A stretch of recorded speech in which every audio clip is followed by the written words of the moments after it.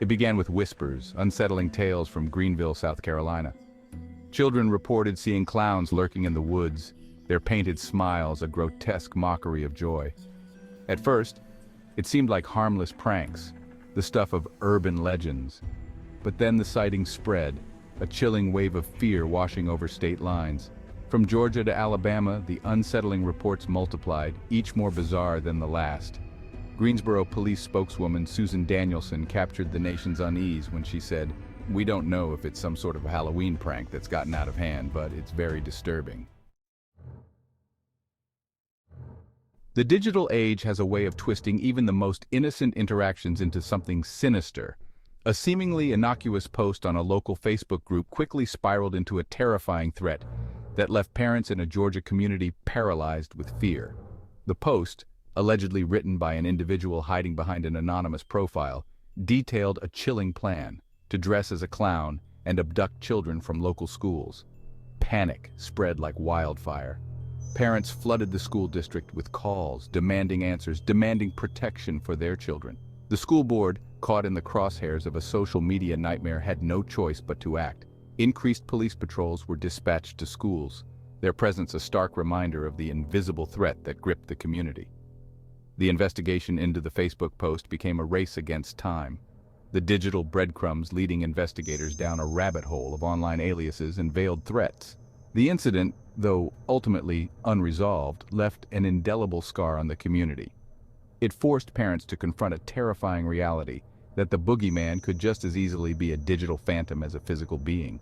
The anonymity of the internet had provided a breeding ground for fear, and the laughter of children had been replaced with the chilling silence of suspicion. The fear that had been simmering beneath the surface in Alabama finally boiled over when a wave of clown threats targeted schools across the state.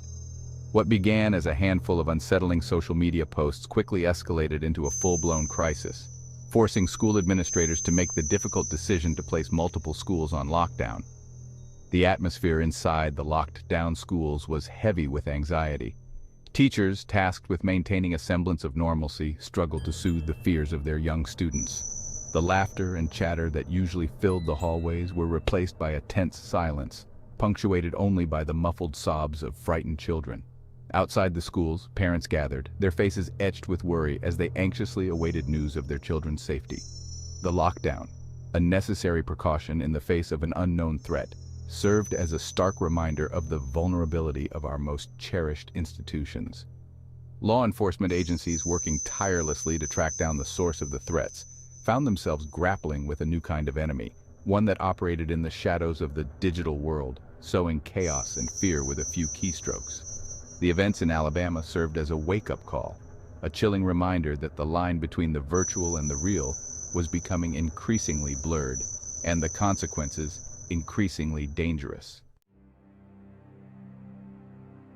The tension that had been building for weeks in Greensboro, North Carolina, finally snapped on a cool autumn night. A man, armed with a machete and fueled by a potent cocktail of fear and adrenaline, charged into the woods, pursuing a figure that had become all too real in the darkness, a clown. The incident, witnessed by several terrified onlookers, began with a series of reported sightings of a clown lurking near the tree line of a local park. The figure, often described as wearing a menacing grin and carrying what appeared to be a weapon, had become a source of growing unease in the community. Parents warned their children to stay away from the park, and a palpable sense of dread settled over the neighborhood. Then, on that fateful night, the man, determined to confront the source of the community's fear, grabbed his machete and charged into the woods, leaving a trail of shocked onlookers in his wake. The ensuing chase, a terrifying spectacle of fear and fury, ended as quickly as it began. The man emerged from the woods, machete still in hand, but the clown was gone, vanished into the shadows. The incident, though lacking any physical evidence of a clown, sent shockwaves through Greensboro and beyond. It was a stark illustration of how quickly fear could escalate into violence, how the line between protector and vigilante could blur in the face of perceived danger.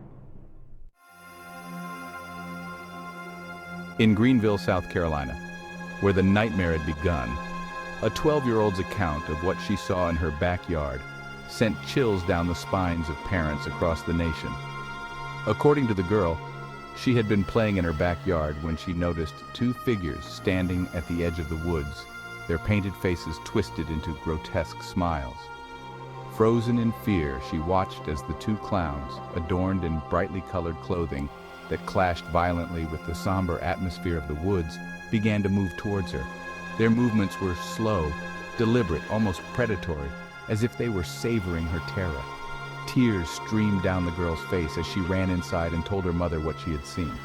The police were called, but despite a thorough search of the area, no trace of the clowns was found.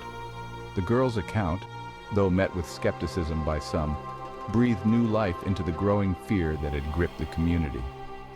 It was a chilling reminder that even in the supposed safety of their own backyards, children were not immune to the horrors that lurked in the shadows. The incident left an indelible mark on the community, transforming the once familiar sight of clowns into a source of primal terror. The laughter of children, once a symbol of innocence and joy, was now tinged with a note of fear, a reminder that the world could be a much darker place than they ever imagined. Some wounds, even time can't heal. In a small town, forever scarred by a haunting mystery, the legend of the cold case clown continues to cast a long shadow, a chilling reminder that some terrors never truly disappear. Details are scant, lost to the passage of time and the fragmented memories of those who lived through the ordeal. But the whispers persist, weaving a chilling tale of a clown, sighted in the days leading up to a string of unsolved disappearances. The disappearances, each one shrouded in mystery and unanswered questions, shook the town to its core. Families were torn apart, their grief compounded by the lack of closure, the gnawing uncertainty of what happened to their loved ones. Law enforcement, despite their best efforts, were unable to crack the case, leaving the community to grapple with the unsettling possibility that the perpetrator, perhaps hidden beneath the guise of a clown, was still out there. The case, though officially cold, continues to haunt the community, its unsolved mysteries whispering in the wind. The image of the clown, a symbol of joy and laughter transformed into an emblem of dread and uncertainty, serves as a chilling reminder that some wounds never truly heal, and some terrors linger long after the circus has left town. The cold case clown, a chilling embodiment of unanswered questions and unresolved grief, continues to cast a long shadow over the town, a haunting reminder that some mysteries are destined to remain unsolved. We crave laughter. It's the universal sound of comfort. But what happens when the symbol of that joy, the painted smile, the oversized shoes, becomes twisted, a harbinger of fear? We stare into the abyss of the unknown, and the abyss stares back, wearing a clown mask. This isn't about silly pranks. This is about the unraveling of our sense of security, the creeping dread that maybe, just maybe, we've invited something sinister to the party.